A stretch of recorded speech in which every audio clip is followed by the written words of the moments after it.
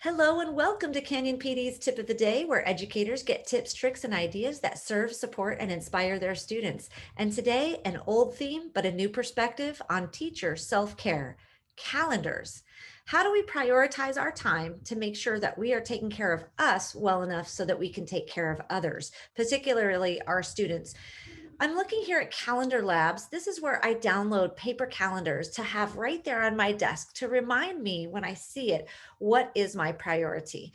And remember that you are your first priority always. Items over here on the left-hand side. And by the way, this is all free. They just ask that you share their site. You can download a PDF calendar and write things in. I tell you what, writing things down solidifies them a little bit more so in your head. Brain research tells us that that connection between writing something down allows us to remember how important it is. So let me show you a few options. One is Calendly. This is a service that allows you to have people book your time so that you don't have that email back and forth. That's a nice option to save you time. I know that Google Calendar does that as well if you are on a Google Apps for Education service that's open there. But let's look at just a basic digital calendar that allows me to color code to prioritize my me time. Now, you'll see that the orange here really is something that I have to do every week. It's something that I have to get done. So I definitely schedule time to do that. And I label it in a color that allows me to know it's important, but it's not a dead set.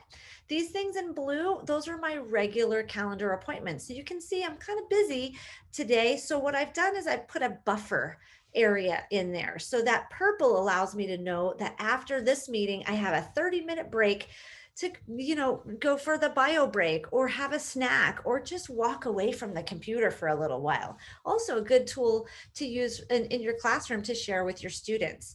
After I get back into work mode, then at the end of my day, I like to focus and create and make sure I have some space in there to do that.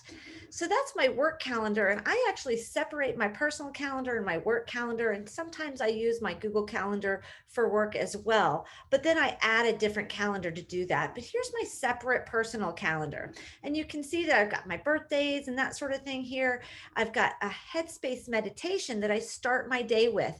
I put that on my calendar intentionally so that I routinely step into my day calmly, create that ritual or that space before you jump into your day.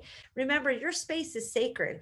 So don't let your students walk over it if it's something that you need to do every day to be your best. That could be your breakfast time, that could be your lunch time, it could just be a space in the middle of the day. You are your students' teacher. They need to see you lead by example. And to do that, practice self care and help them see that you prioritize you first. This has been your Canyon PD's tip of the day. Until next time, keep taking care of that number one important person. That is you.